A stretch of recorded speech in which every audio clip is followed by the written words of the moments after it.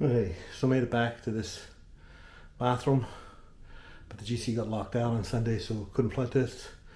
So we're flood testing now. It's all filled up. Let it sit for 24 hours. Mark the level. Check it tomorrow. Okay, so I'm back on the master bathroom. The flood test was good. Turn on my camera, but the test was good. It was still, I don't know if you can see that pencil mark there. It was still at that pencil mark. It drained okay, and I dried it off as best I can.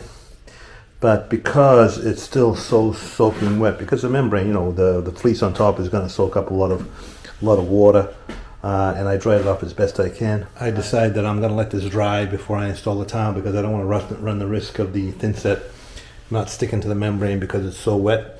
So instead, I'm going to install the Ditra heat in the main area here.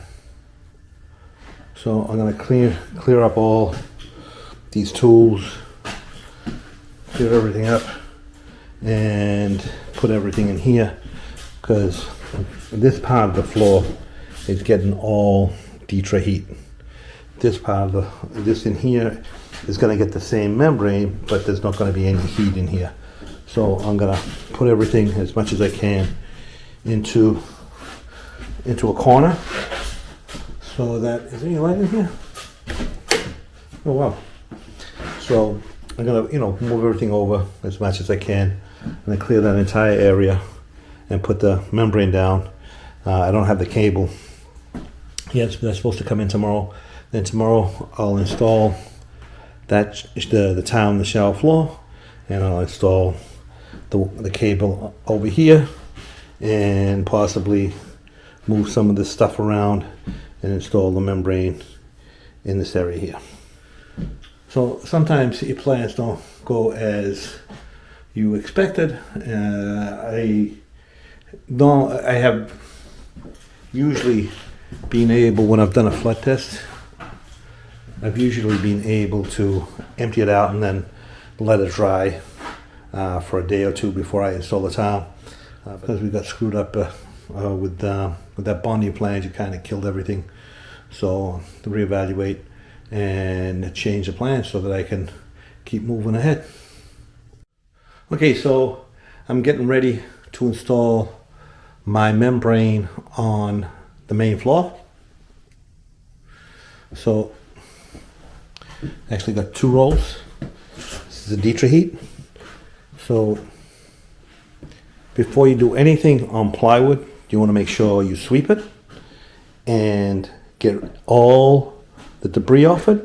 Then you're going to vacuum it, and then just before spreading your mortar, you're going to damp sponge it. I'll show you that in a minute.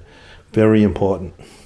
Okay, so I got all the Ditra heat membrane cut in.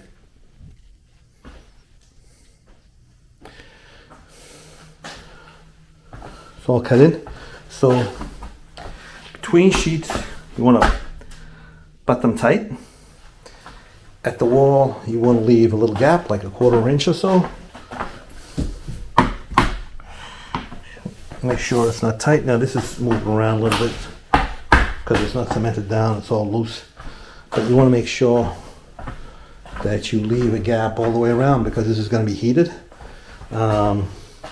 Where the wire is going to run through, you want to make sure you get the pucks to line up, so that when you run your wire, you don't have to try and snake it. It'll just run straight across. Where you are not going to have wire, like over here, it doesn't matter if they line up or not. So I am ready to cement this down. So I'm going to be using a modified mortar to cement this Ditra heat membrane to the plywood. Now there are 3 different types of modified mortar, the ANSI standards, if you will. So two of them work perfectly fine with installing products on plywood. One of them is not. It is a guaranteed failure. So make sure when you're looking for your mortar to install your membrane or whatever to a plywood subfloor that you use either ANSI A118.11 or ANSI A118.15. If you have a bag of mortar that's ANSI A118.4, that is not rated for plywood and it is a guaranteed failure. So just be careful what you do, because a lot of people know modified, unmodified, but there are different kinds of modified mortars. Another thing, if you've got long runs, like this is like over 10 feet over here this way, when you put your membrane down, make it so that you can roll it this way like this, because if you try, if it's under the cabinet there and you have to roll it the other way, you're not going to be able to because of the because it goes under. So just a little tip there. Sometimes you can't avoid it for whatever reason, but if you can avoid it, do it that way so you don't have to struggle trying to put it back in. Okay, so to install this Dietrich heat membrane, I'm going to be using Schluter All Set and Schluter All Set. And just to demonstrate what kind of mortar it is, see, this is an ANSI A118.15T. T stands for Thixotropic. But if it meets this standard, then it also meets this standard and this standard. So this standard and this standard are good for plywood. This one here is not. You can use this on cement board, you can use it on concrete, you can use it on even foam board if you want. But if you're going to install something to plywood, you need to use one of these. This is a lower standard, this is a higher standard. So by standard, it's shear strength and all that kind of stuff. So bond strength, shear strength, and tensile strength, etc., etc. So this is either this one or this one, and the all set is an A118.15 mortar. Okay, so I'm going to be using a Schluter Dietrich Heat or Dietrich XL trowel. It's just a 1/4 inch by 1/4 inch square notch trowel. And when you mix some thin set, you always want to control your dust. This is a whale tail. This will suck as I drop the mortar into the bucket. This will suck the dust up into the vacuum.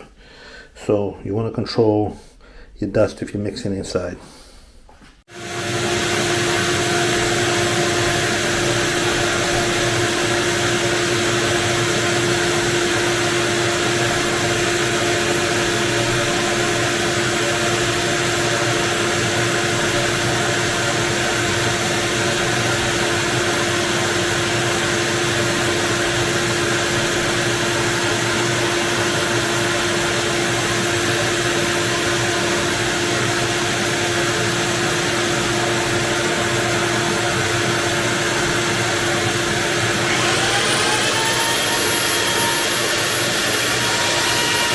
Okay, so I got my mortar mixed, and while that's slaking, which is actually very important, always mix your mortar according to the directions on the bag, and then you mix it for 5 minutes, you let it slake for 10 minutes, and then you remix it for 3 minutes.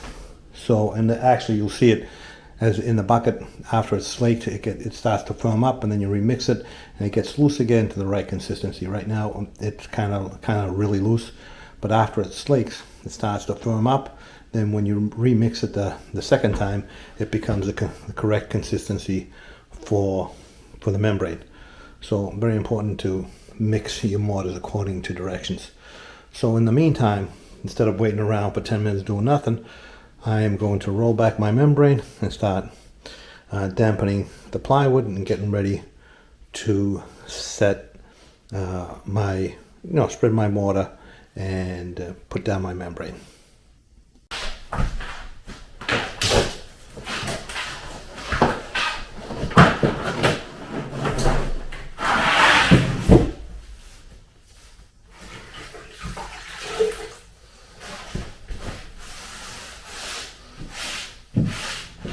Right back, there's still dust on it.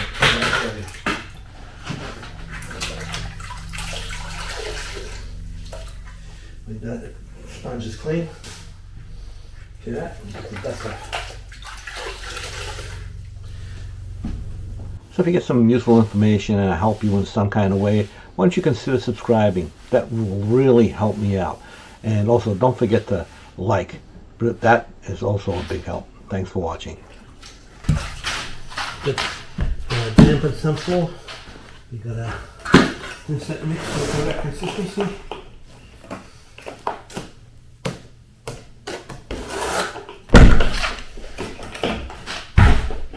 So first, with the flat side of the trowel, the key in the water, and then we used the notch side of the trowel to gauge out our mortar. So I'm going to do that for the whole section. Got my mortar spread. I'm going to roll back my membrane.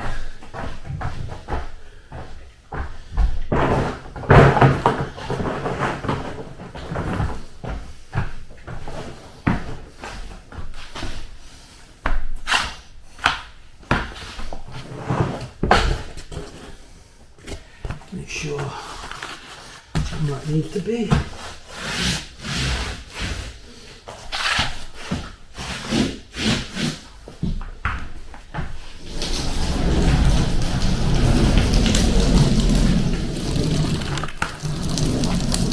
Okay, see if our coverage is good.